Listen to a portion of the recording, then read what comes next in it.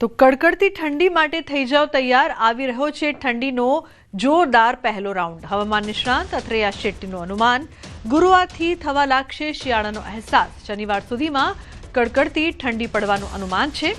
તાપમાન ગગડીને 10 થી 12 ડિગ્રીએ પહોંચવાનું અનુમાન છે. કેટલાક વિસ્તારમાં 14 થી 16 ડિગ્રી પહોંચી શકે છે તાપમાન. તો ગુરુવારથી સવારે થશે ફૂલ ગુલાબી ઠંડીનો અનુભવ.